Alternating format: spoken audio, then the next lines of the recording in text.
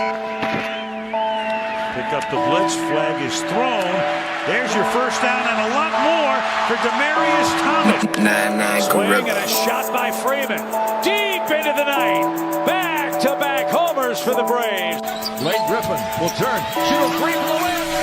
Bounce. They go. He got the big land. They go.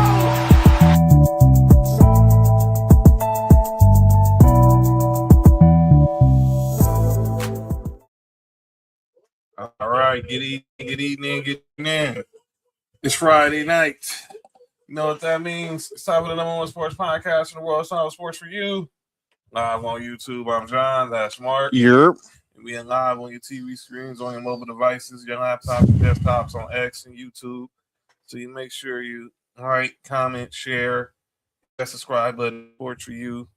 Get in the conversation here on a Friday night as we're obviously getting on that home stretch at the end of the NBA season, getting ready for March Madness in a few weeks, and obviously the combine's going on, spring training's going on, and obviously the Olympics is over. So going and hang out with your boys on a Friday night. Lots to talk about tonight. Yes, sir. What up, Sam? And we obviously got a NBA, NFL stuff to talk about.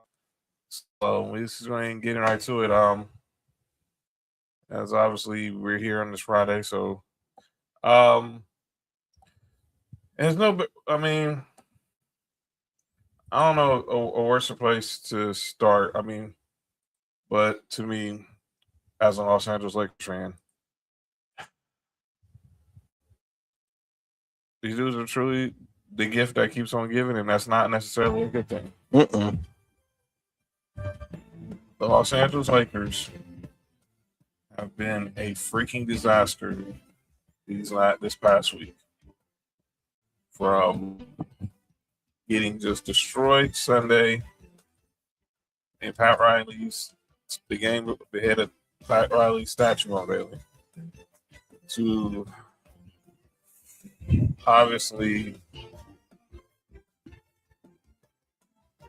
what happened the other night. What up, Nessa? Happy birthday to you again to Nessa's pops. Happy birthday to your pops, Nessa. Obviously, what happened Tuesday, and then what happened last night. So this is we're going to get into it. We talked about what happened Tuesday night against the Celtics. What happened Sunday night against the Celtics. So we're going to even rehash that. We'll go ahead to James Worthy comments how he felt about all that. But Tuesday night, what the hell happened at the end of that game? I have no clue. So the Lakers played the Orlando Magic Tuesday night. They were close. What up, dog? Yeah, shout out to Hawk. You know what I'm saying? Tuesday night. Against Orlando. Uh-huh. You asked in the group chat what happened. I said the Lakers happened, Mark. Oh, yeah, because I left and went headed to work. Yeah, so let me show y'all what happened. So Lakers were up by 1. They were down 1. They get up. They draw a good inbounds play. LeBron James gets a backdoor cut on a pass from Luka Doncic, easy for a dunk. They get down to the Orlando gets the ball back. DeAndre is guarding Pablo Banchero. He shoots a jumper. He misses. But Austin Reeves does not box out Wendell Carter, and he gets an easy putback. Then you add to that, we get the ball in the inbounds play. Perfect play ran. Set up. Luka Doncic has a wide open 3, and he hesitates, loses his dribble, and next thing you know, he forces a pass to LeBron, and we all saw how that having LeBron shoot a awful 3-pointer, and they lose to the Orlando Magic, a team who's fighting for their playoff lives as well. At the end of the game, they asked LeBron about it, so you got to really ask Luka, which I understood. Then they asked Luka about it, so he was trying to get a closer look. Luka Doncic, that's cap. He's not overrated. He's just a good offensive player. I'll get to all the reasons in a minute, Sam. And thank y'all all who are joining us. I know y'all just finished watching that thriller in Motown. The Pistons defeated the Cavs. Kay Cunningham fouled out. in a game where there was no Donovan Mitchell and no James Harden. Tonight, James Harden fractured his thumb, so he's day-to-day. And I don't know what was Donovan Mitchell not playing, but that's the game. But the Pistons won in overtime, 122-119. Back to the Lakers. Yeah, he looked awful. Luka had a bad shooting night. Austin Reeves had a bad shooting night. But Luka Doncic has shot some of the most craziest shots ever. And this be the one time he's scared to shoot the ball. No, come on, man. I don't want to hear that crap that you're trying to find a better look. And ever since then, the noise on Luka has been loud. And it only escalated after last night. So last night, the Lakers were in Phoenix against the Suns. A Suns game where you have no Devin Booker, no Dylan Brooks, who's out for the next 4 to 6 weeks with a broken hand. And the Lakers dominated.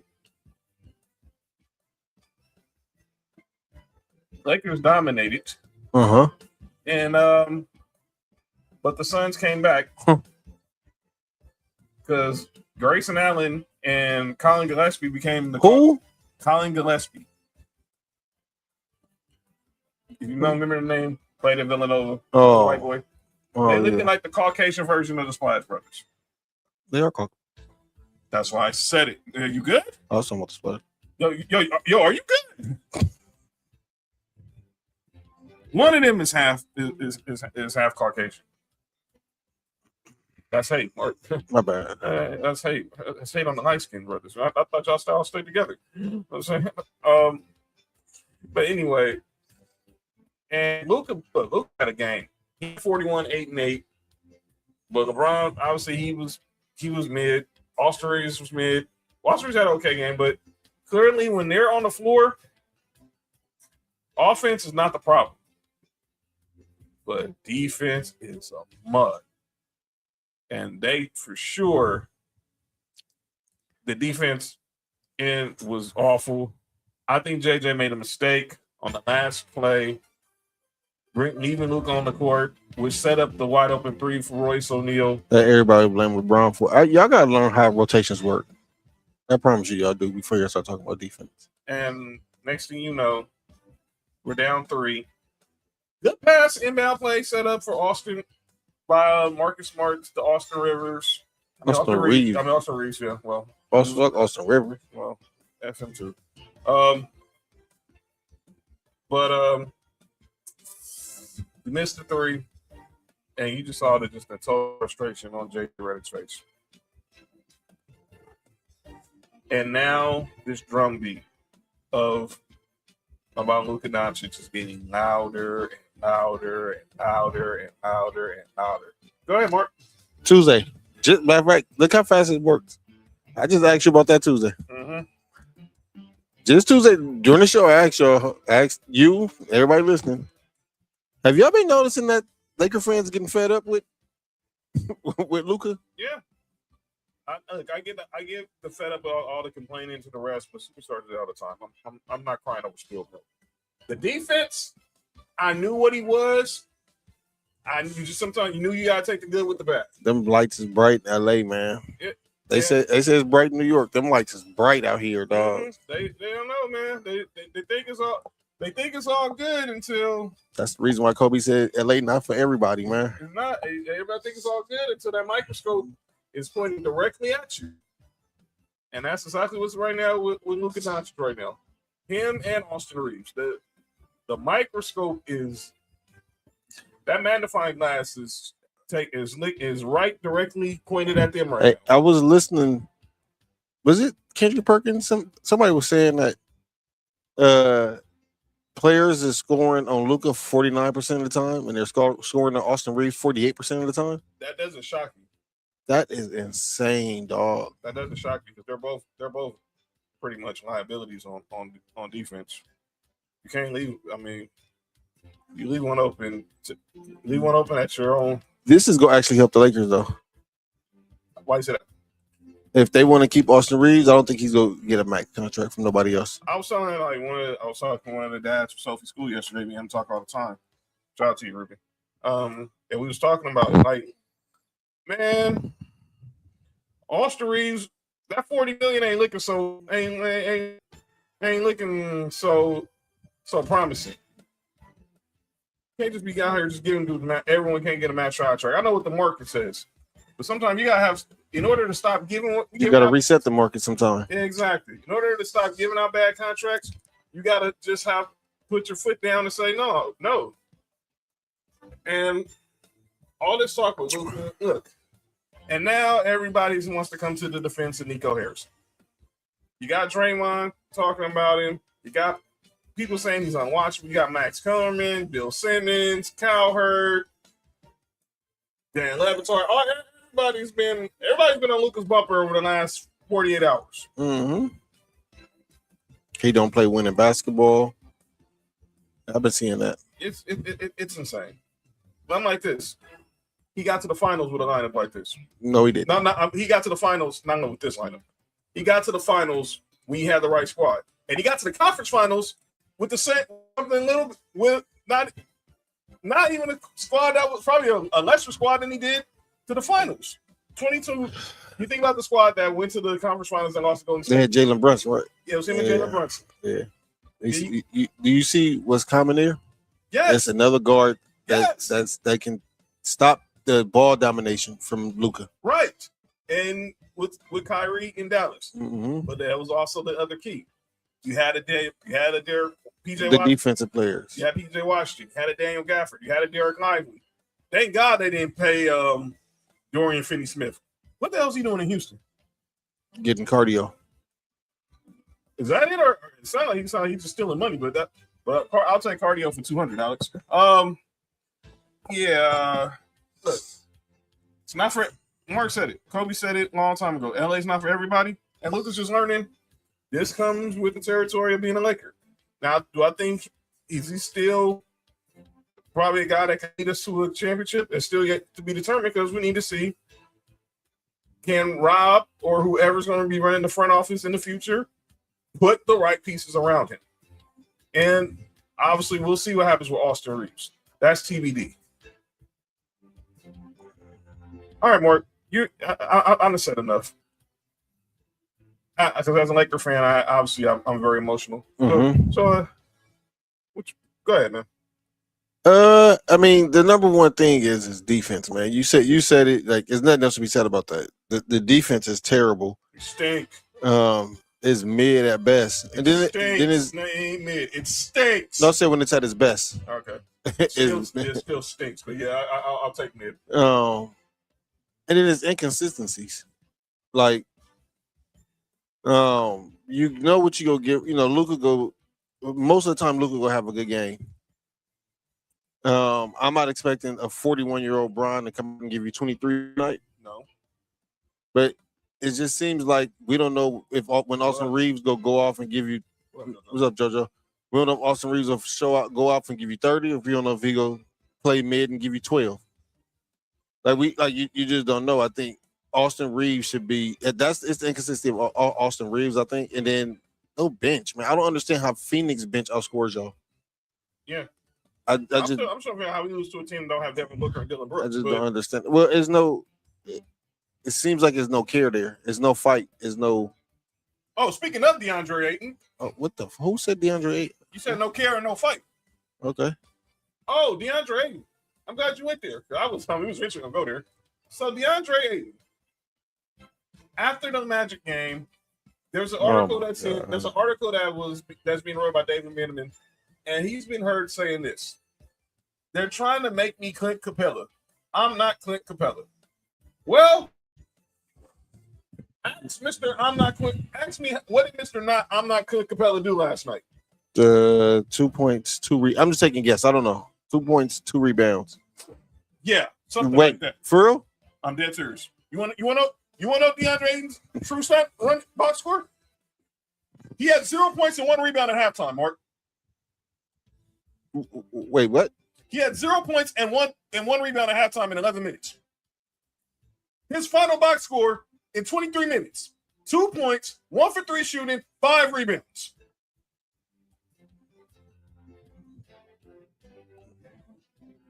Hold on, you want to know what Clint Capella did yesterday? 4.6 rebounds. Oh, so he is Clint Capella.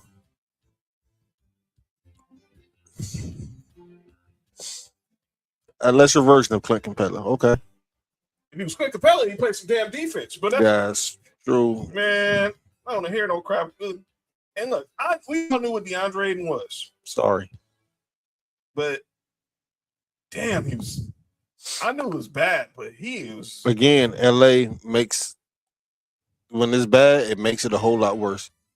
He's not playing no worse than he did when he was in Portland or Phoenix. It's just, like you said, that spotlight is on him right now. It's heavy, bro. It's heavy. It's heavy. Yeah, and Ness is in the chat too. So the Toxicana Tahanas are in the chat. Yeah. DeAndre Ayton saying that crap. I mean, you just don't get it, man. And the Lakers, obviously, they're going. He's signed for. He has a player option, I think, for $11 million next year. He's going to sign that. Yeah, nobody's giving you whatever money he thought he was going to get in free agency. That's gone.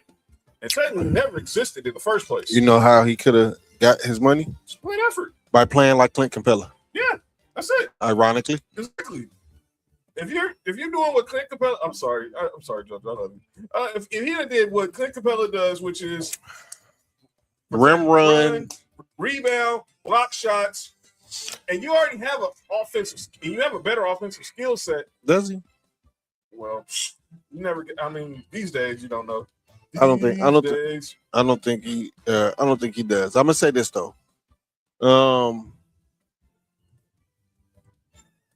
He don't have that fight in him, man. Like it sucks to see a 7-footer having 2 points and 6 rebounds, especially like you said, who's supposed to be this good. I like Jackson Hayes a whole lot more than I like that kid. That's insane to say, right? But see, to me, it's not about Jackson Hayes' skill set. It's about his effort. He does, and to be honest, he actually is a type of player, a perfect fit for Luka. He's in that mode of where Lively is. That's why, if y'all don't know the story, Jackson Hayes is trying to gain citizenship for Slovenia. Who's from Slovenia? Why is he? Yes, he's black. He's American. What the fuck is he doing? He wants to team up with Luka and slip for. He want to play with Luka ball.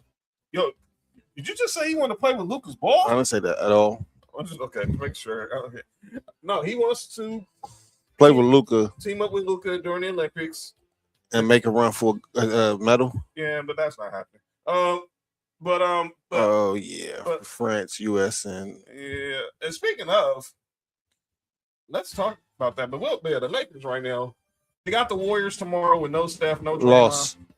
Then Sunday they host the Kings, who are clearly tanking. By the way, I think they just put another player on injury reserve. I know, but DeRozan, no, not DeRozan, Zach LaVine, Sabonis, DeAndre Hunter, might be somebody else. But yeah, this just makes no sense. But speaking of the Olympics, Kevin Durant has been talking a lot lately. So Kevin Durant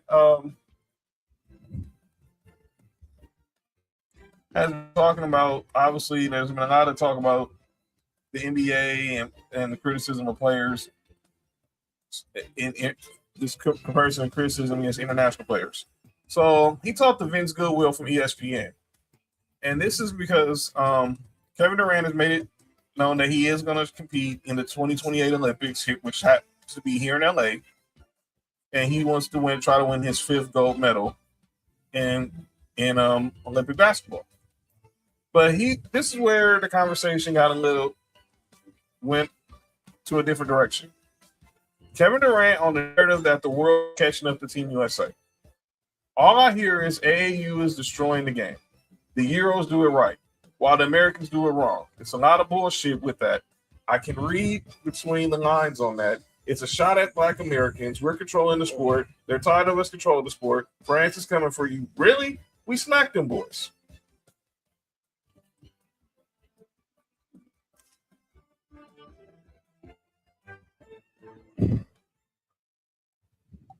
I just heard something about this.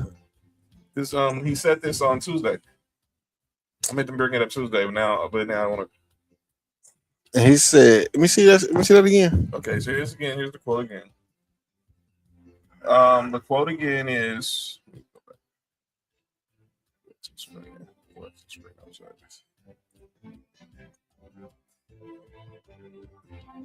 Wait, let me. What screen I was at? I had it just right there. There it goes.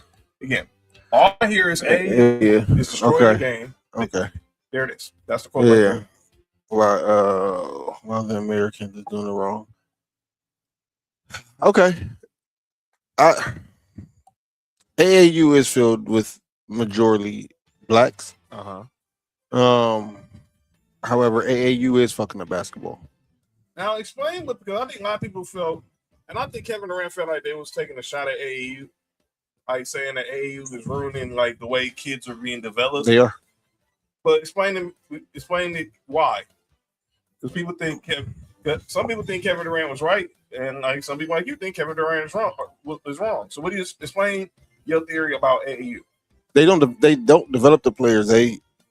You have some of the best players that might be in each city or state, and these coaches don't coach the kids. It's all about most of the time who's paying the most to play, who's ranked the most, who's gonna do whatever they want to.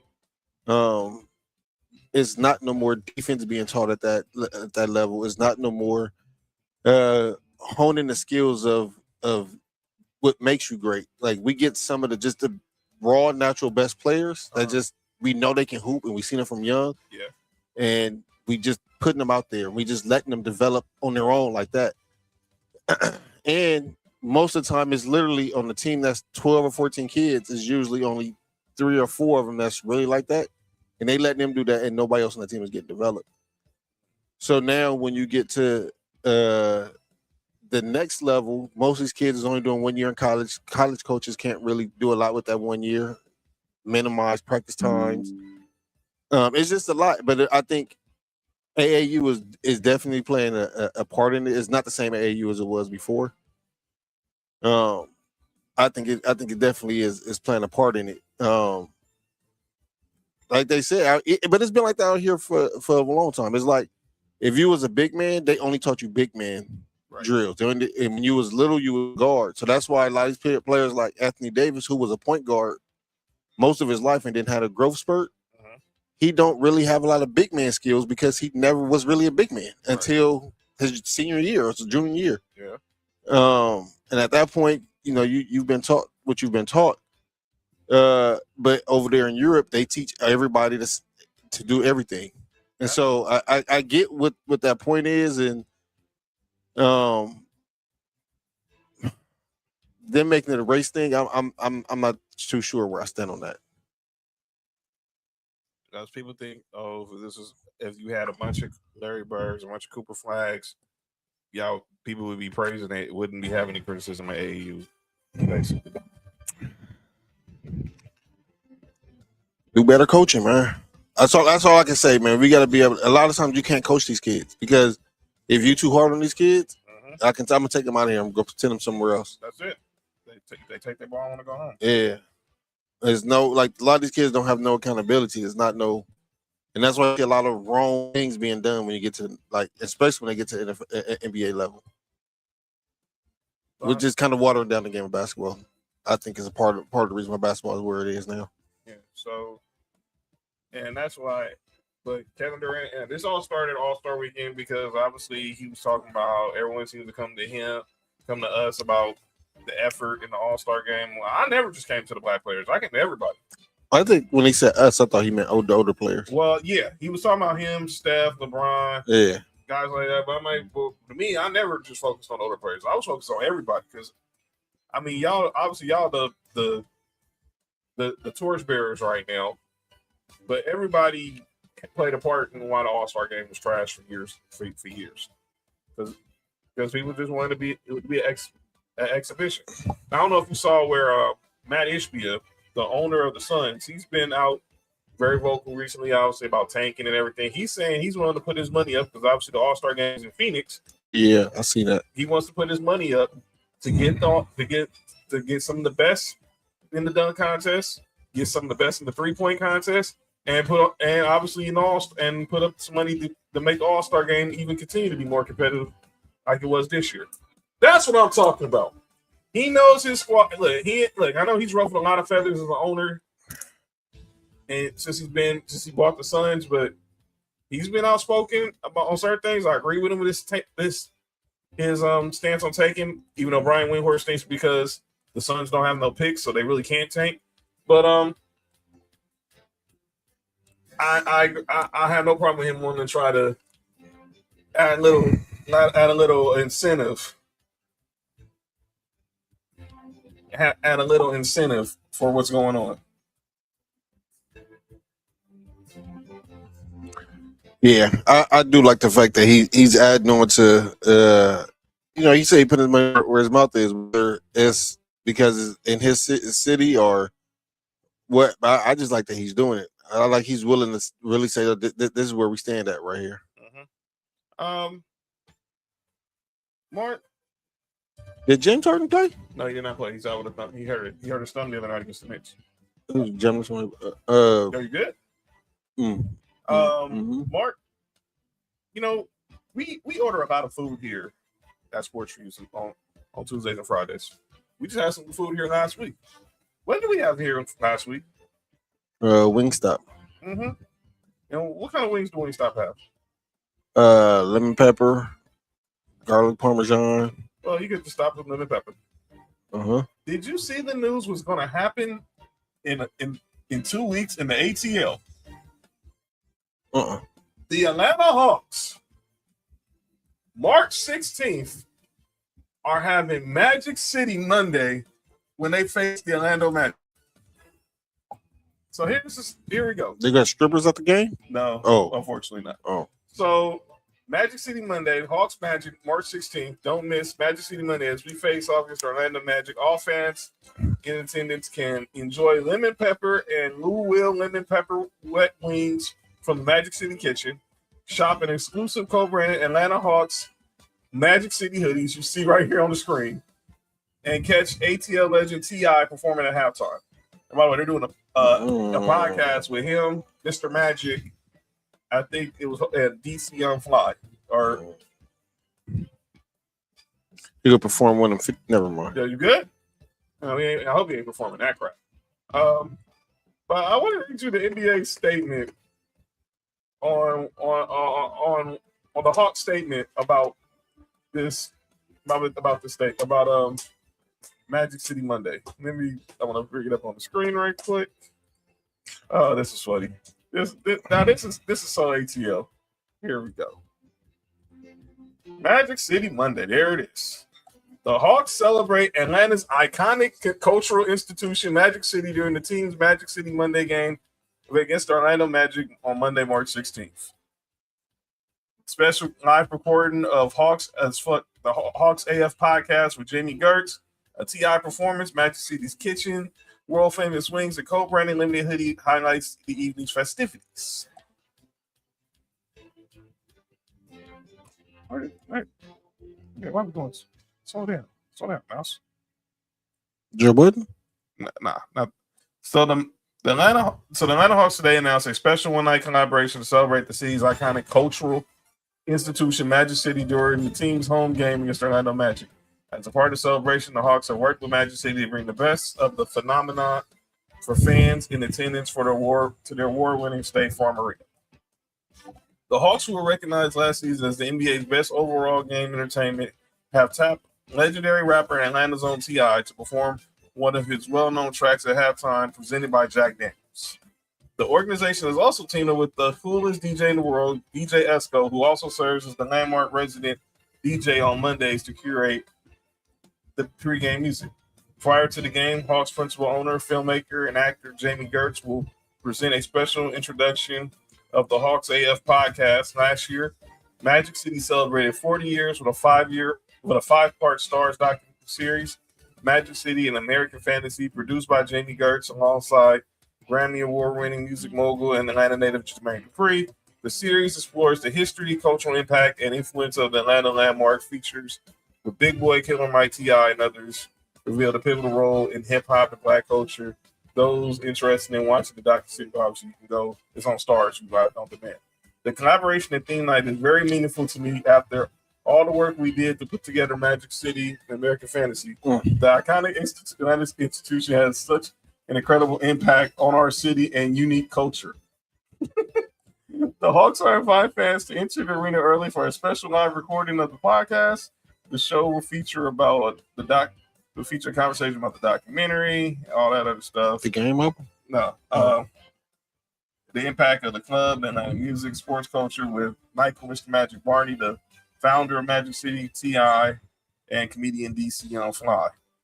Magic City Kitchen will serve 2 versions of his world famous lemon pepper wings, the Lou Will lemon pepper barbecue, and the traditional lemon pepper. Fans interested in purchasing can visit those sections, from the food to the music and to the exclusive merchandise. We are excited to team up with Magic City to create an authentic, true to Atlanta inspired experience. As part of the collaboration, the Hawks teamed up to release a limited edition peach treat teamed hoodie. Across the bold text wears Magic City in peach on the sleeves with the Hawks logo and the peach logo.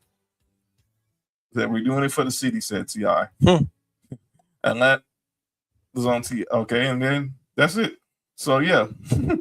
How about that? Atlanta is honoring Magic City. What up, Chris? Atlanta. What up, Chris? Atlanta's gonna honor Magic City.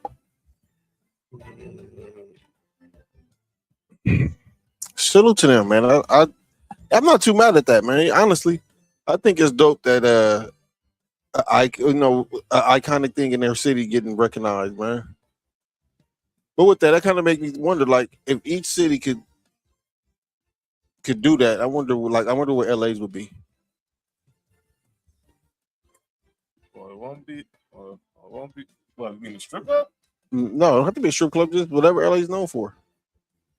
There's no like Atlanta's known for they strip club scene out there. Yeah, what are we known for? Well, we're known for a lot of stuff out here. We could have like the week. Never mind. What? CB? Like a dispensary night? But no, it got to be the fire stuff that you gotta get from the homies.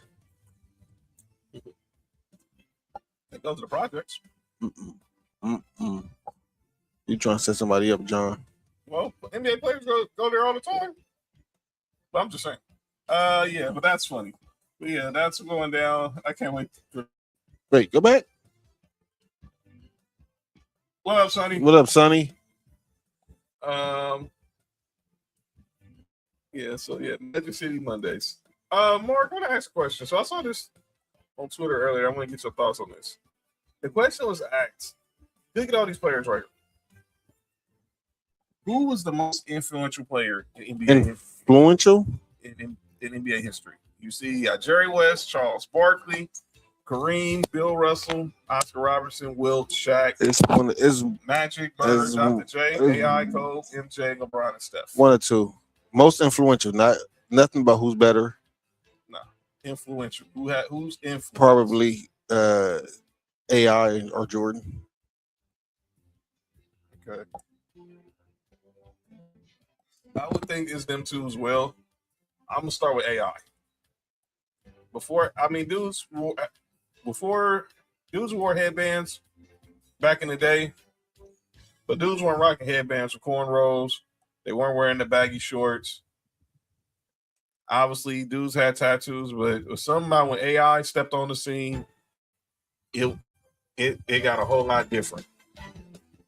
And with MJ, obviously, the first player with the baggier shorts. Yes.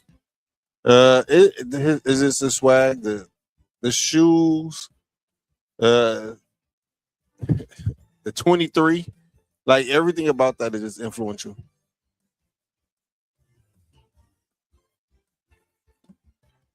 Yeah, I think it's them two. Them two definitely influence the culture of basketball. So, but I just wanted to ask you. I seen that on Twitter. I thought that was very interesting. Y'all know the music. Y'all see the music we got playing right now, right? That's Round Ball Rock by John Tesh. The NBA on NBC thing. Mm-hmm. And we got some big news I got some big news that happened the other day. And that is the NBA on NBC is bringing back a Throwback Tuesday broadcast. They announced this yesterday that some of your favorite NBA on NBC personalities will be back for one night to broadcast. Bob Costas, Terry Collins, Doug Collins. You said Terry Collins. This game Tuesday night with the Spurs. Who the hell is Terry Collins? I don't know. Phil Collins would have been a better name. Oh, congratulations, Phil Collins, being nominated. You can feel it in the air. Yo, you good? Mm-hmm. But that's stupid. Bob Costas will be hosting, and of course he'll be on play-by-play along with Doug Collins and the Czar, Mike Fratello. Obviously, the great Jim Gray is going to be doing sideline, and then in studio you got Hannah Storm, Isaiah Thomas, and PJ Carlesimo. This is going to be fun, but obviously, even when something like this happens, someone always got something to say. Yeah, and someone always feels left out. Who was it this time? Does the name Peter Vesey ring a bell? Yes. Peter Vesey, long time, who was also a part of the NBA on NBC back in the day as an analyst, reporter. He called out NBC for the complete disrespect for him not being a part of this broadcast. He went on Twitter and said, that's complete disrespect. He also talked about how he felt ESPN. He called ESPN stupid for not letting him be a part of The Last Dance. He had some stories he could have told in The Last Dance, but I don't think Jordan wanted you in there, sir. Yeah, I don't think all that was just ESPN. So you gotta take it up with your boy Michael Jeffrey. Mark, we gotta talk about this 65 game rule, bro. It's time to get rid of it.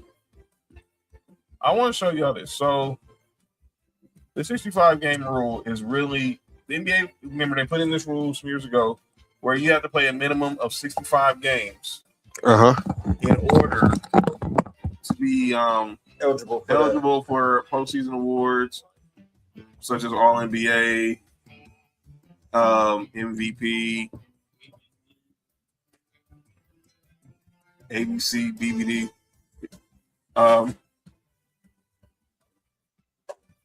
What?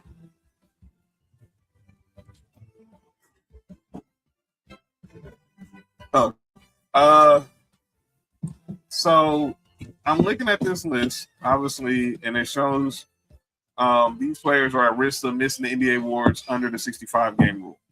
Jokic should only miss one more game. He's playing tonight. Right now, the Nuggets are up by 7 on the NBA champion Thunder, who got SGA back, and he can only miss, I think, 5 more games.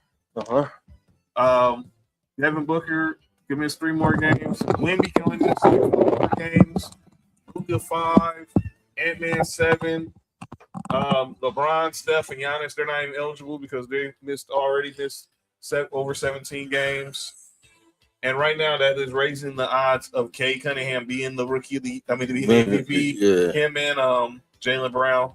But that you say this, both of those dudes deserve to be in the conversation. They deserve. I mean, I argue they both deserve to be MVP. No matter the rule or not. Right. Yeah. But I don't want this to be the narrative. Well, Jokic didn't play the 65 games, so that's the only reason why they won it. No, that's why we gotta get rid of this. Yeah, these fans gonna start putting an asterisk by it. I don't like that. Yeah, I don't like it either because Kay Cunningham has been balling.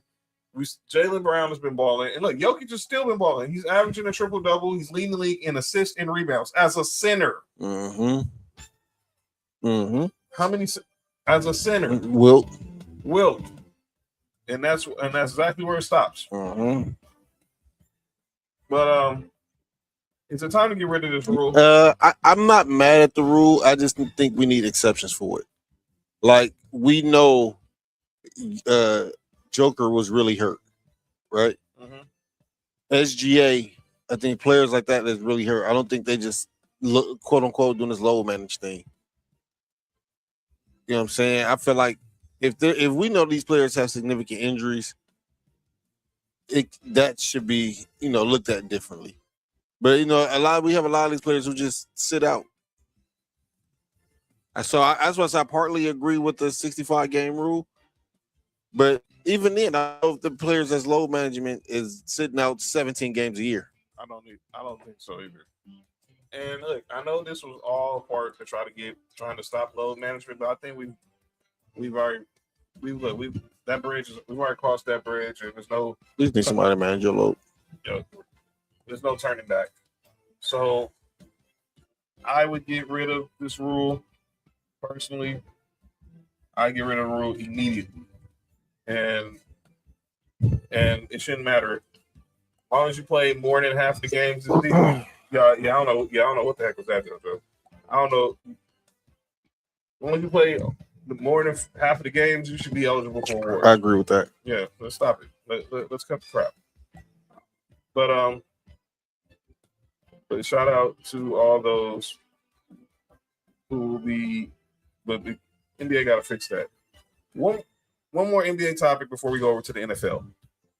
You remember the show series on Netflix? Y'all know the series Netflix has called Untold, where they go to some of the most famous stories in sports or in the world.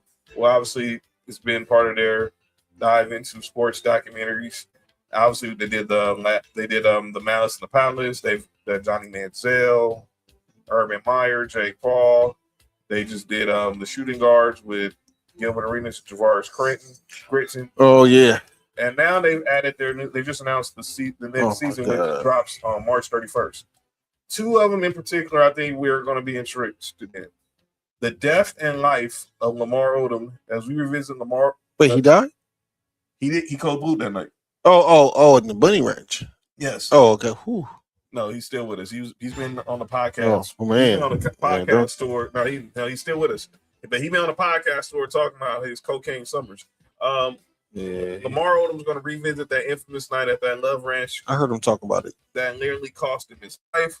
We have Chessmates, the story of Magnus Carlsen and Hans Niemann, and the 2024 rematch following Niemann's highly controversial cheating scandal.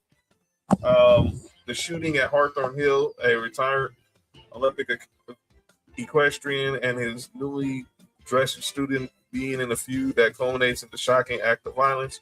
But the one I think I'm going to be interested in, because I had to live through this, especially as a Lakers fan. Oh, that was the fix year. Oh, wait. No, we're not. You good? Wait, we can't say that. We're not talking about the Kings, man. Stop that. No, this game was fixed. The game 7, it was up by 17 going in the fourth quarter, right? Yes. Yeah. The Jailblazers. We revisit the early 2000s Portland Trailblazers through the first-hand accounts of Rasheed Wallace, Damon Stoudemire, Bonzi Wells, and more. I wonder if Scottie Pippen going to be on there.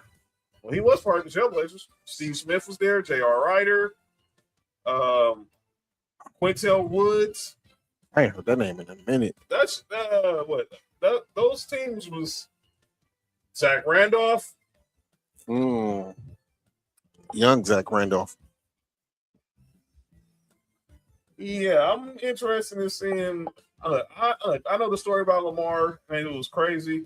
I'm glad he's still here with us. But that Jailblazer story, I need to hear about this. Man. I want to see the Jailblazer story. So the actor Jay Ellis played in Insecure. Obviously, he was in Top Gun. I don't know what he's on in now. Oh, he was on that show about that Jeannie Buss has on Netflix. Oh, about the Lakers? Yeah. He was actually an intern. He tells a story. He was an intern for the Blazers back in the day. And he tells a story how a certain player had weed delivered to the arena and had to get delivered to his house. Can I just take a wild guess who I think it could be, or are we not saying no names on that? I think I know who it is. He went to North Carolina? See, I didn't think it was who you thought it was? Rasheed. You know Rashid? Mm-hmm. See, I can think of Rashid. I thought it was David Stoudemire. I can see that. I thought it was David Stoudemire, but I want to find out the story. I can't wait to hear about the Joe's Blazers. March 31st when that drops. All right, let's go to the NFL. So yeah, let's go over to the NFL. As it's combine week, we got franchise tag week, and we have to talk a little bit about what's going on latest in the National Football League. All right. He got the hockey jersey on. I'm gonna get a hockey jersey. I want to go there. So Dan Orlovsky, he obviously a former NFL quarterback, ESPN analyst. He's been now he's been in the film room studying these quarterbacks going into the draft. So he's been talking about Fernando Mendoza. So I want y'all to hear what he has said, because he had a tweet. He has studied the first 5 tapes of Mendoza, and it's not what I expected so far. So let's hear what Dan Orlovsky had to say about the early film tape on Fernando Mendoza.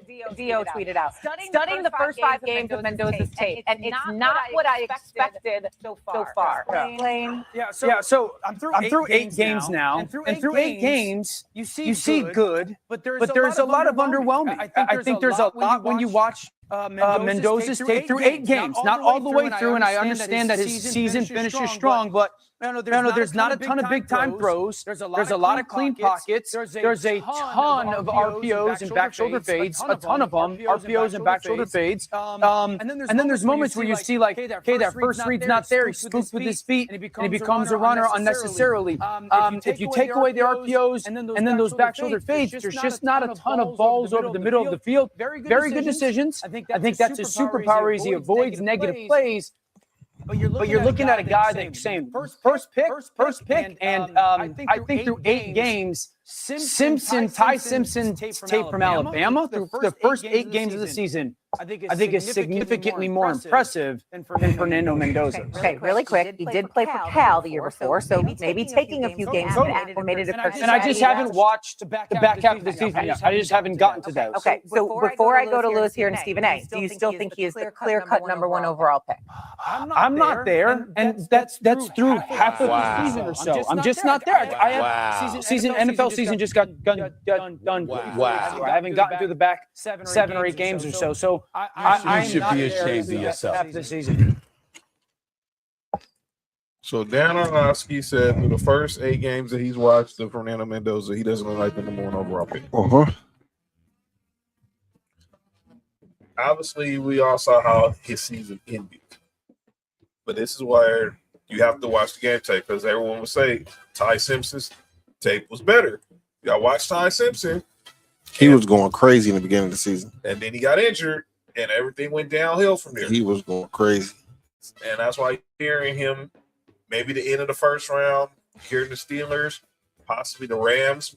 They reported are high on Ty Simpson. Maybe you get him at the bottom of the first round, or you move back and get him at the top of the second round. But right now, Fernando Mendoza, look, he's going to be the #1 pick. And obviously, all eyes, it's going to be on the Raiders. What they put around this kid, they keep him successful. Because also, Orlovsky was saying, yeah, those first 8 games, he didn't pop, his tape didn't pop. But players around him, like Omar Miller, like the receivers or running backs, he was looking at them like, all right, those dudes can play on Sundays. Now, we all saw how Fernando Mendoza's season ended, beating Ohio State, beating Oregon, Alabama, and obviously winning the national championship against Miami. Sorry, JoJo. But he had some moment. He had a strong postseason. So, like Nick was saying, if he has a strong postseason, that's going to help his stock. So I think that will. He's at the combine. He's doing interviews, but clearly he's not going to fall past one. You know, a team told him to get arrested so he can slip. I don't understand that. That sounds so stupid. Sound like the Dolphins. Could be the Jets. You never know. It could be the Jets. Well, the Jets is twice #2, right? Yeah. So I listen.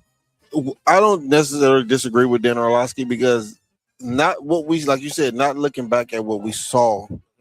If you go back into those moments, like into September, October, most people didn't have Mendoza as number one pick. No. That's what I'm saying. So Orlovsky is not wrong in what he's saying. No. But I also feel like, and John, I said in the group chat, I'm not the biggest Mendoza guy. I'm not either. But I do believe Mendoza has an it factor. Mm-hmm. And I believe that it factor can help him play in the NFL. And if put in the right situation, the right offense, he can do well in the NFL. Now, I do think this draft class is for quarterbacks is way down. So anybody who played that part of what Mendoza did in the college football playoffs they stock go boost up. But like I said, I'm not here to win. I'm not gonna hate on Mendoza. I do think that he has an it factor, and sometimes the it factor don't always have to show up like in stat wise. Sometimes, like he said, his superpower is playing smart. Most quarterbacks in the NFL don't play smart. He's already heads up over that. You know what I'm saying? And then, like I said, you put him in the right position. If he's best at running RPO, guess what? You need a good offensive coordinator that can scheme up plays that'll put him in the right position to win, man. I think that can happen. I think that Mendoza is one of them quarterbacks that you can just throw in any system and it'll work. No.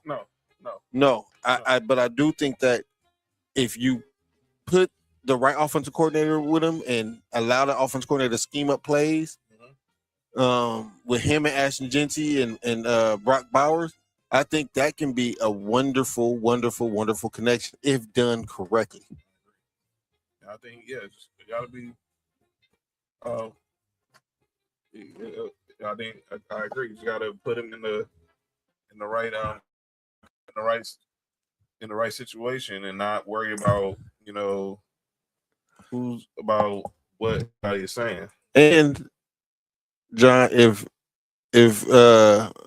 he was the GM and didn't take Mendoza one, and like let's just say he went to the Jets, and I'm about to put my hate for the Jets to the side, but he went to the Jets, and then him, Garrett Wilson, and Breece Hall established a 1-2-3 combination. You know how many times he should have been fired from the Raiders? Mm-hmm. If he was if he was to not take Fernando Mendoza, you have to take him at this point. I agree. You just need a right offensive coordinator and to scheme up, like I said, scheme him up and put him in positions to win and be successful. All right. I definitely want to talk about that. We got more quarterback talk? Oh, yeah, we definitely got more quarterback talk. Well, real quick, this is I'm gonna get this one out the way before we get back to the QBs. No surprise here. Y'all know I love quarterback talk. The Cowboys officially placed the franchise tag today on George Pickens. So he'll be guaranteed at least $28 million if he plays on the 1-year tender. So now they have until July 15th to get a deal done. And knowing the Cowboys, they're going to wait till the last minute to get the deal done. And that's the bottom line to it. Mm-hmm. That's my surprise. All right, so Mark's gonna be right back. But I want to get to a list get into a list from ESPN's Seth Walder. Seth Walder from ESPN has a list. He's predicting on who will be the 32 starting quarterbacks in 2026 in the National Football League. Every team. And I went through this list and I know there's at least 8 teams who definitely need a new starting quarterback. And he has this broken up in tiers. Nico! He has this broken up in tiers. What up, Nico?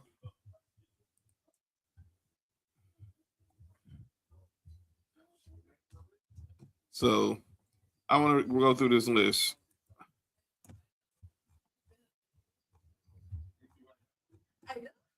Hey, Sonny, what up, though? Nico, what up with it, man? You remember me earlier. I get love right now. You didn't give me no ice cream. What's up, man? Where's Nick? Bathroom. Oh, all right. let me run this list. So if you're looking for someone new, he has this broken down in multiple cues. I'm setting up because Nick Freeze is going to be joining us now. John, you gotta take a shot. What's the occasion? Thank you. I'm gonna let Sonny tell you, but this is about Sonny. Guys, what's up? Yo, you good? This dude is wild. As the great Nick Freeze is entering Now, there you go. That's more like it. There we go. All right. There we go. Go ahead. No, chair ain't gonna work. Go. Get key out the Ignition. No, not that one. What the fuck you think is art? Yo, you good? That cabinet right there. The cabinet, dog. Relax. The one right above the washing machine. Saying R. Kelly and not the big cat is crazy. All right, John, go ahead. All right, so let's get this dude.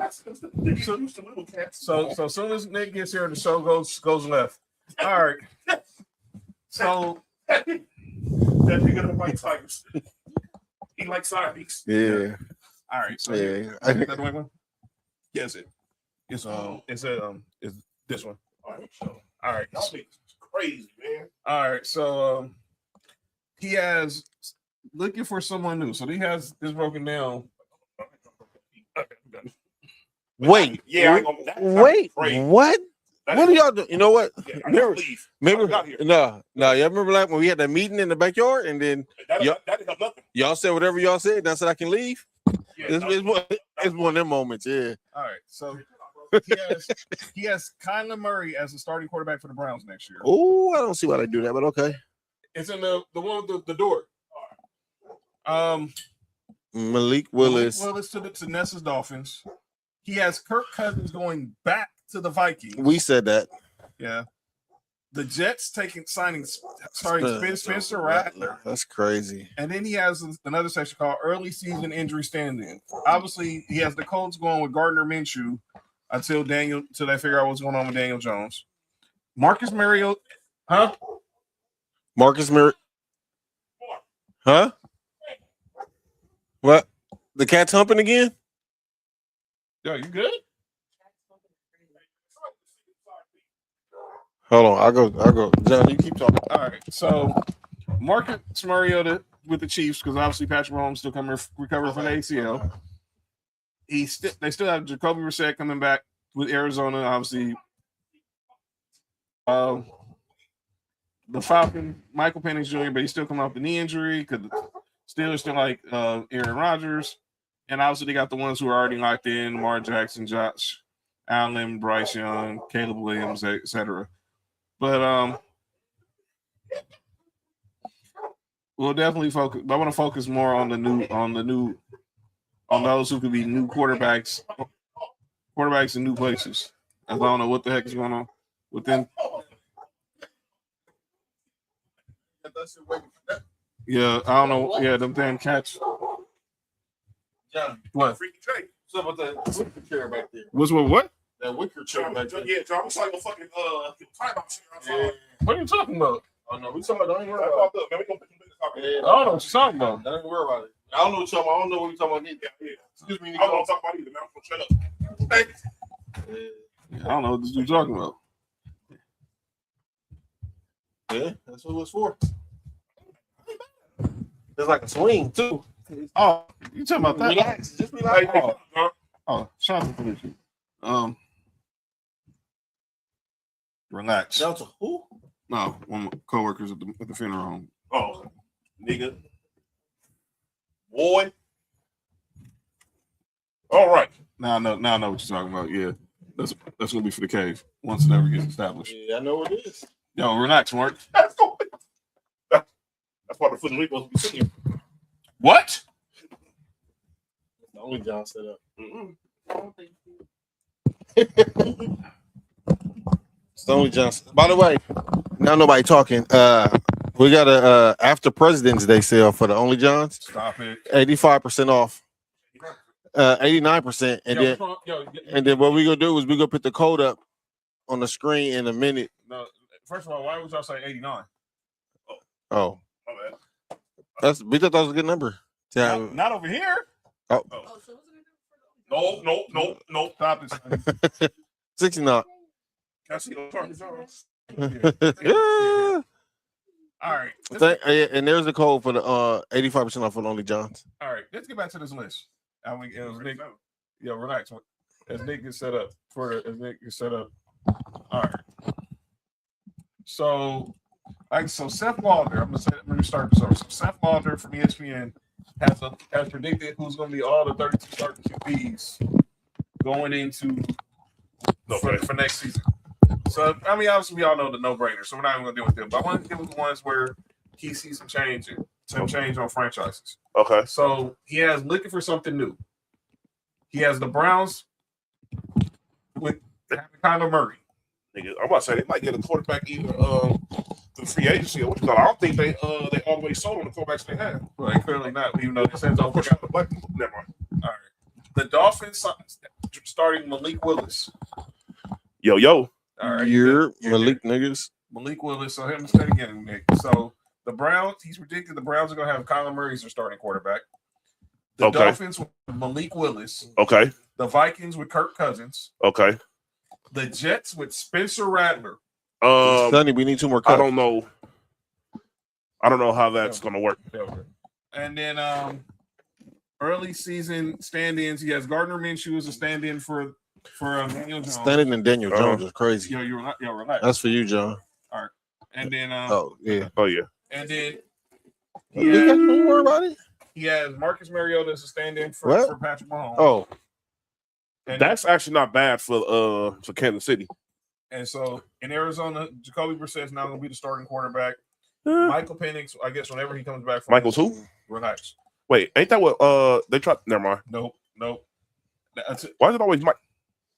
It's all the Mikes. Yo, Mike's is crazy freaky. We gotta relax. Hey, the fact that we got evidence on the one that nobody would have thought about is crazy. I got something to say. I'm not gonna say it on air though. Oh no. The Steelers. He passed the Pepsi. Aaron Rodgers. I think Aaron Rodgers gonna stay here. And then we ain't got to deal with all those who are locked in. That's the no-brainers. That's Lamar. Wait, who gonna be your quarterback? Are you hating? That's hate. No, because is Bo Nix gonna be able to play next year? Yeah, he'll be back. I think he'll be back by minicamp. Okay. It was only 3 months. I don't care what don't listen to what Sean Payton was saying. Well, nobody. Never mind. Wait, John, I have some interesting things to say about that. Yeah. As far as Sean Payton, but I'll talk to you about that after the show. Yeah, bro. We'll talk about. But I don't want ARP. I don't want the health department coming after us. But ARP. Anal ain't really. Relax.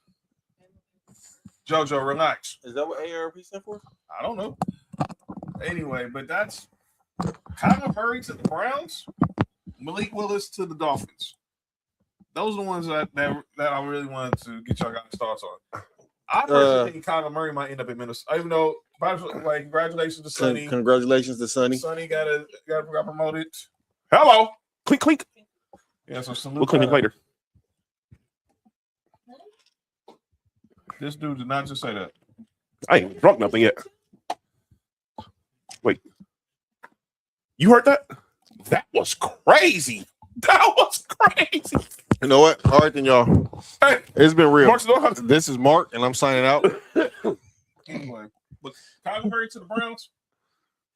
I don't think he's going to the Browns. I don't think he's going. I personally think he's going. I think he might be in Minnesota. That's exactly where I was saying going. That's exactly where I was saying. Minnesota. Hold on. Put him with Justin Jefferson. We saw what he did with DeAndre Hopkins. Or he might go to Kansas. No, he'll go to Minnesota. I got another player going to Kansas. Minnesota too. Who? Keon. Wait. Yeah, Coleman? Wait, so what? They gonna get rid of Jordan Addison? Wait, y'all gonna trade? I'm not mad at that. I think Pittsburgh. But have y'all seen Mekhi Lemon at the draft talking? Yeah, he was freaky looking at somebody. Huh? Are you good? He was freaky looking at somebody in the camera. Yeah, you saw that shit too. That shit was weird. But it looked like bro was like focused. Yeah, like for sure. Yeah, whatever he focused on, bro was definitely focused. I'll be focused on titties too. Yeah. You saying he was a freaky tester? As long as he's not a freaky toucher, then it's cool. That's one. I hate this dude. That's one person who be patting somebody's ass, but Malik Willis. Malik Willis wasn't patting nobody's ass. Dude was looking for ice. Nope. He was looking for ice and Gatorade commercial. Something wrong with y'all. Wait, was that the fight between him and Steve Kerr was about? Stop it. Wait, was that Steve Kerr? Wait. No, hell, after the show. This is getting crazy. Malik Willis to Miami. When you said I want to be like Mike, you mean Mike Tyson? I mean Michael Jackson? Mark. Sorry, my bad. Sorry. Wait, what? No, whatever the answer is. Go ahead. Malik Willis. To the Dolphins? What they before I say anything to the Dolphins, I have to ask, what are they doing with Tua? Well, they gonna have a huge cap hit if he's released. Why you give me your pants, son? What? There's gonna be a huge cap hit if Tua's released. If Tua gets cut by the Dolphins, they're not. Apple don't fall far from the tree. So he's probably, I think it's like almost a $99 million cap hit if he gets cut by the Dolphins. Yeah, I don't. As much as I know Dolphins want to get away from Tua, it's cheaper to keep her. For sure. And then Kirk Cousins, I think he's going to try to go back to Minnesota. Obviously, he's familiar with KLC, but I think he should go back to Atlanta. Who did Peter Vesey follow? What you mean? Peter Vesey follow who? Hey, chill out, fam. That's not the real Peter Vesey. Let me see. I can tell you. Yeah, that's him. Well, he said he followed us back. Did you follow him? Yeah. It says he followed us back. Anyway, go ahead. Wow. But yeah, so yeah, that's another one. Another situation. Fam. Another contract situation. 148? It wasn't even no overtime game? No, the team stinks. Well, what? Didn't the Nuggets have 157 last week against Portland? Yeah. Teams is blatantly ass. AJ Brown, before we get to some more other NFL talk. What's going to happen with AJ Brown? So it sounds like he has 29 million left guaranteed on his contract after this season. After this season, because after next season, he has no more guaranteed money left. If he gets traded by June 1st, it's a $43 million cap hit. I think if he gets released, it's a $73 million cap hit. Nessa. That's crazy.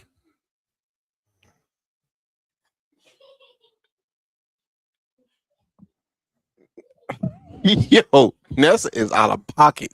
I don't know what she's up to. Nessa is out of fam.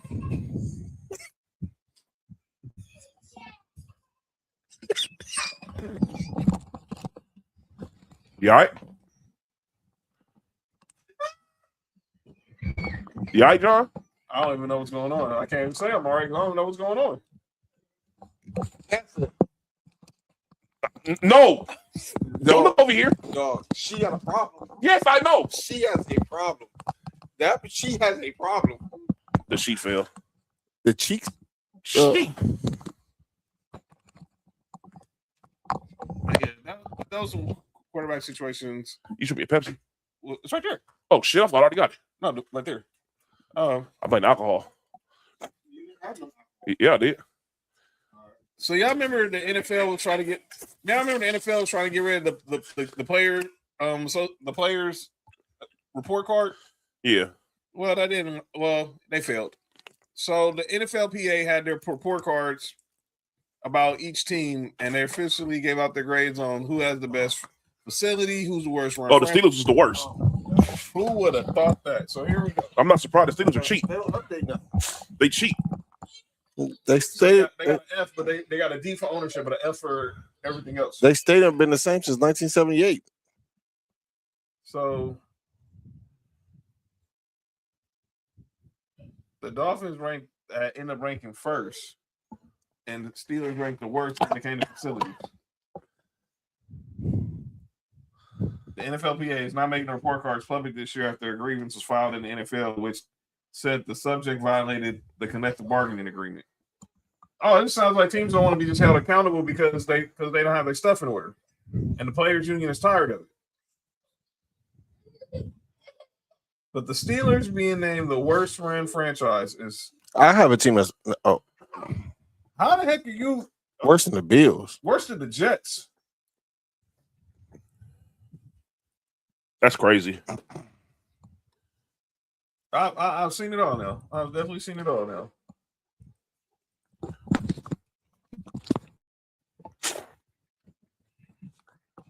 But yeah. That's it.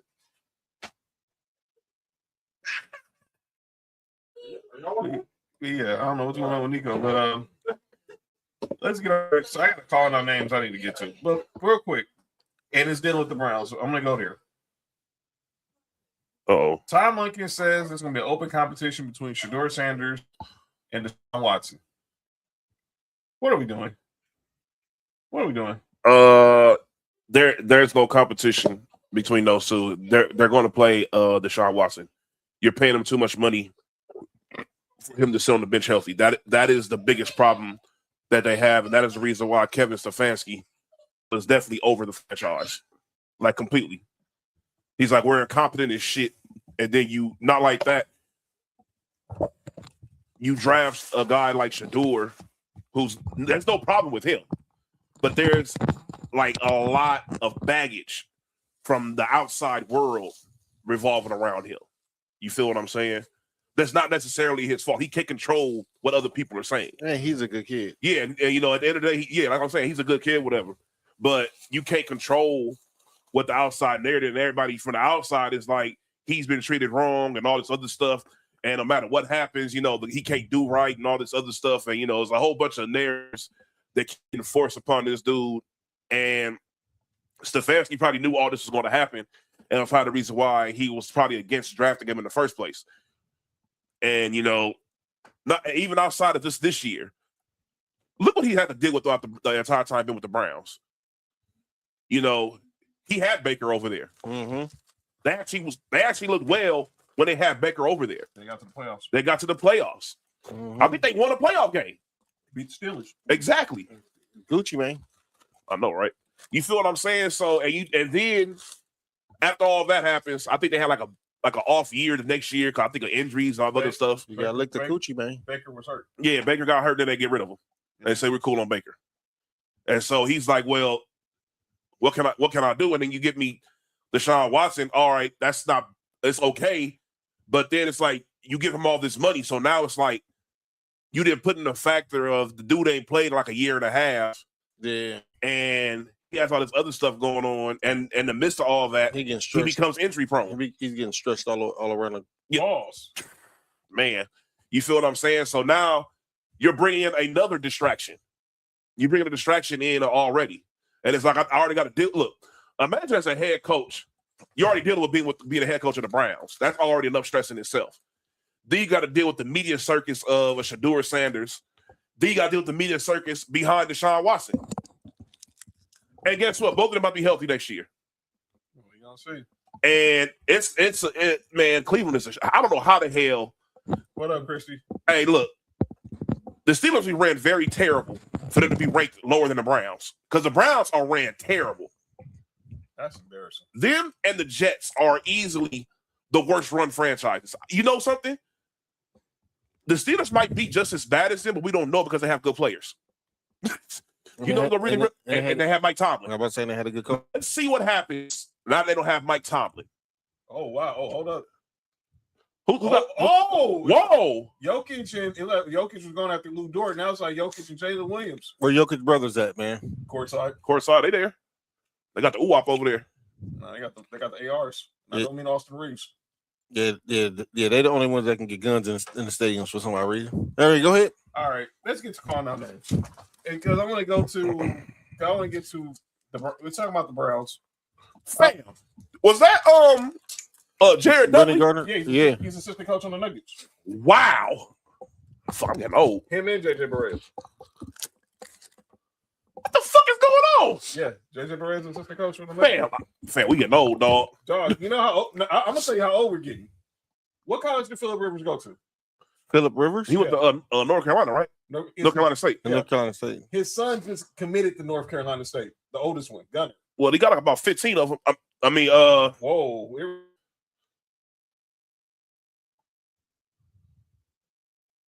I ain't never seen that look in Jokic's eyes. That's that Russian mafia look. What happened? Fam, you asked. Did he accidentally slip on the ground? No, he did that. He did it on purpose, dog. All right. So we're talking about Todd Monken, the coach of the Browns. What Gucci Man saying? He about to wrap this. He about to shoot both of them niggas. All right, go ahead. Wait, is that the real Gucci Man or the Y'all relax. What up, Lay? AI Gucci? Speaking of, So Todd Monken of the new Browns head coach just had a birthday. You talking about the guy that Acho said Shador shouldn't pay attention to? Yeah, sure. Because he ain't never coached in the league. Yeah. Like Shador's done. See, shit like that makes you talk shit about people. You feel what I'm saying? For no apparent reason. I don't listen to that show. Fuck them niggas. Give me a shaggy. They both are stupid. Man, they say some of the most dumbest shit. So Todd Monken said he got a gift from that dude like Larry Drew police officer. I got this package. I thought this dude Lou Dort. He didn't even do nothing. Lou Dort did do something. What'd he do? You gotta go back, dog. What he did that on purpose? Yeah, what he did was uncalled for. Even though Jokic might have sold it, He flopped. But what Lou Dort did was unnecessary. But he threw his ass out on him? Yeah, yeah. I ain't never seen. Hey, you motherfucker! That's probably exactly how he sound. Oh, let's see. Jalen Williams, sit your ass down. Get your stupid ass away. Yeah. I take shits bigger than you, motherfucker. Is he Asian? No, he's black. He's black and Filipino. Oh. But yeah, I want to play this. So, all right. That's there. Brown. Yo, you good? Chris Brown? That's his name. That's Chris Brown. That's not Chris Brown. That dude's name is not Chris Brown. His name is Chris Brown. He would have hit a flip. Christian Brown. That's his name. Braun. No, you okay? It's Brown. It's Brown. It's Brown. It might be spelled Brown as Brown. That's what? It might be spelled. You said small brown, but it's brown. No, I did not say. When did Larry Drew become a cop? Who likes small? Shut up, Mark. Shut up, Mark. This is what Todd Monken said he got his birthday gift from Shador Sanders. in fact, for my birthday, I got this package. I thought it was for my wife. It's like this package and opens it up. It's like this porcelain, like horse head. And it's from Shador. He sent me a gift on my birthday. And I asked him, I said, what was the meaning? He said, well, I just really liked it. I said, I got myself one. I said, well, great. In fact, for my Shador Sanders got his head coach Some head. a porcelain horse head.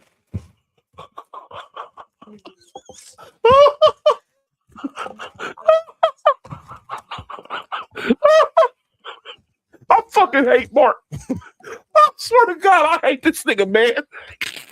Well, I don't know why people say they can't see Nick. Nick's right there. I don't know. I'm right here. Y'all in glasses. Look, what did he do that for? He was trying to throw it back on him. Yeah. Balls. He was trying to do what Robin did the back. He tried. Hey, how old was Robin when he got? Stop it. All right. I'm not doing that. Because that nigga might need to be Stop. in He was jail. 12. Yeah, he need to be in jail with R. Kelly. Look where he was So lying. Lou Dort just got ejected. Of course he did. What he get ejected for? Well, he did. I don't think it was that serious to get ejected. Well, he started all the issue, but it shouldn't have been ejected. So Jokic. This nigga caused a bigger ruckus than anything else. Damn that. What the hell? Is Duke going bald at the top? All right, go ahead.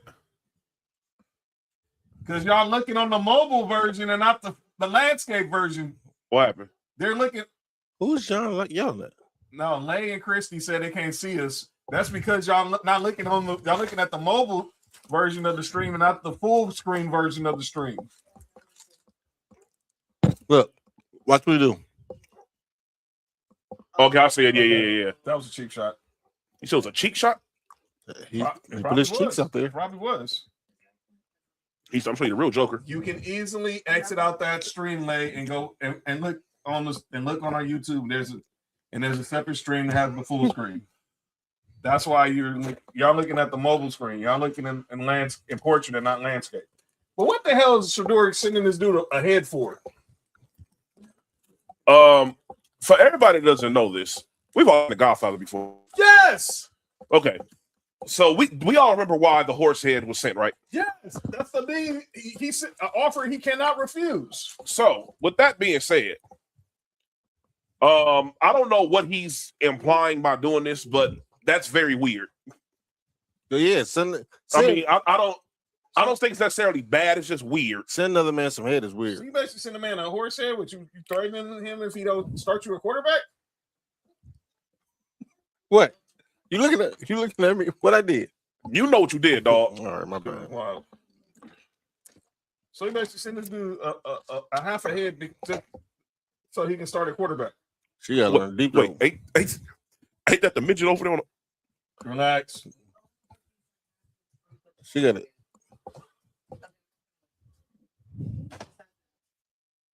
That's some person I got for calling our names. Mark, Nick, y'all got anybody? No, I got Sonny on calling our name. she is out of pocket. She made it for lost time. He's been here all the time. He come in and start ruckus. That's just crazy. That's what I'm gonna do later. Twins incoming. Nope. I'm not even getting there. Not even gonna go there. I don't know about calling this that. drink out. What about you, Nick? You got anybody for calling our names? Okay, so this is interesting. So I know I'm gonna catch a lot of flack behind this because people automatically assume Sonny. that I don't like Kobe Bryant. Here's the thing about this. I don't like Kobe because he played for the Lakers.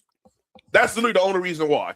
I give Kobe his respect all the time. I just can't stand the fact he played for the Lakers.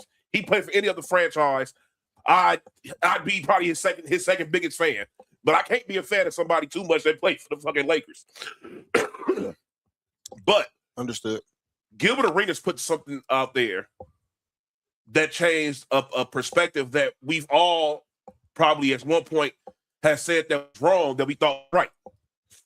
So he said, and the calling out names is all of us because we've been running with a narrative that's been wrong for years. I've never run with this narrative, but go ahead. Yeah, I used to run this narrative for a minute, but until I realized it a few years ago and I forgot.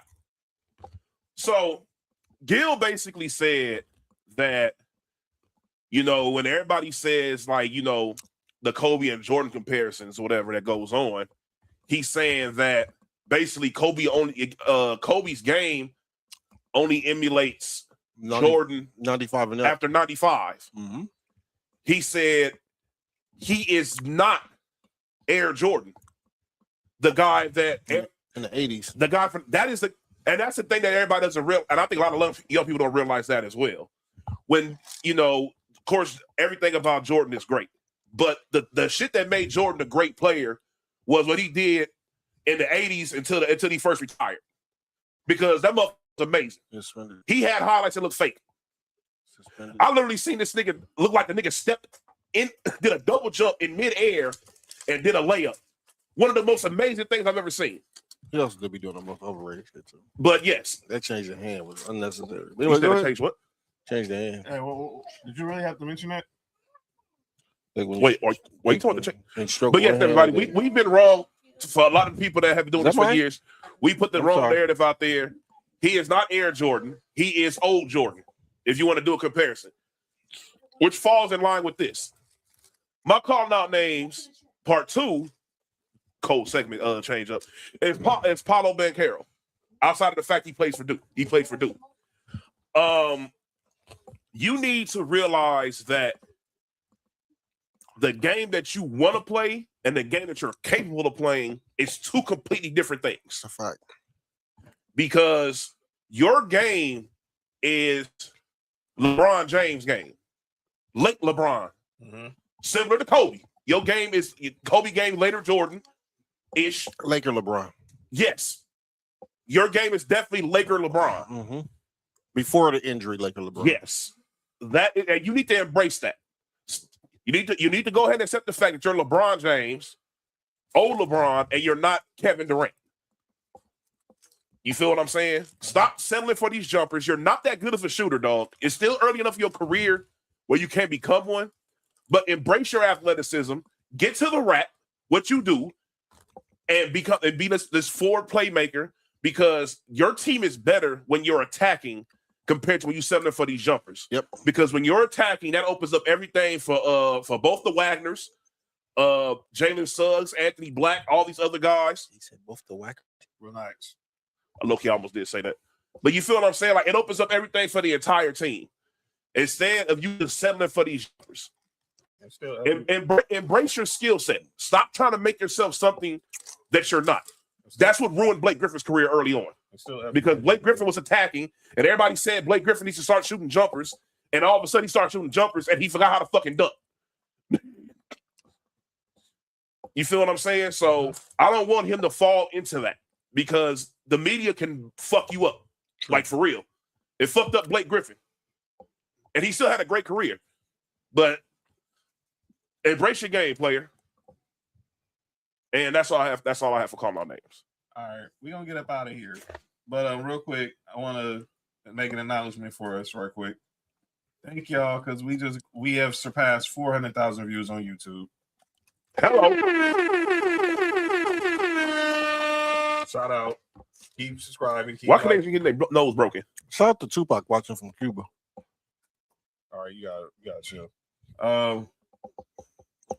But yeah, thank y'all for the support. Keep supporting, keep liking, keep sharing, keep streaming, all that. Program note: tomorrow, check me, Trell, out for the Elimination Chamber watch along. You said check me? Yeah, I said check me. Relax. Oh, Elimination Chamber watch along tomorrow at 4:00. We'll actually be streaming live in the LBC down at Baby Bros Pizza. Shout out to Juan. They reserved a booth for us at Baby Bros Pizza in Long Beach. So I'll be down there. It already sold out. They sold out. They have they wrestling watching on parties. You think went down there? Yo, relax, Mark. Relax. the Thunder from Down Under. Yo, both of y'all are sick. Both of y'all some sick freaks. Not as sick as that chair. We got to talk about in the show. Ooh, man. That chair is crazy. Go ahead, John. Y'all just freaks. Anyway, but yeah. Mm-hmm. It's like a swing. With chains on it. All right, go ahead. Y'all just disrespect. Y'all know just putting extras on it. Anyway, but yeah, check You can lick the gooch from the bottom because it's not like yo. You know people can still hear you, right? No, people can still hear you, right? Oh, my bad. Who the fuck is this? The masked man was revealed. Sorry. I don't know. I thought it was like Paulie D's cousin or somebody. You see that shit too? Who the fuck is this? You said Paul Walker? Nah, I don't even know who this nigga is, man. All right, come on in the show so I can. All right, so we'll see y'all. Look, check us out. So check me out tomorrow at 4:00 for Sports4U Wrestling for the Elimination Chamber. Be back Monday for Tribal War Zone. You can check us three out back Tuesday. Is franchise deadline day, so we'll have everyone who got franchise tagged. Obviously, George Pickens today, and we'll wrap up what happened at the combine. Can you give me some more ice, please? And start looking ahead to free agency. Yeah, him. He's trained by Seth Rollins. Okay. So ain't he a comedian? Huh? Ain't he a comedian? That's Seth Rogen. Oh, so he's a job again. Okay. Sure. Okay, so we'll be back on Friday. We'll be back on Tuesday. So thank y'all for joining us. Congratulations again to Sonny. Congratulations, Sonny. And we will see y'all Tuesday. Thank you. This has been Sports4U. I'm John. You're what to do. And we'll see y'all Tuesday. Peace. Have a good weekend, everybody. For you, from the coast to you, 3 LA minds talking what we do, from the streets to the stats, from the bar to the chat. Sports4U. Yeah.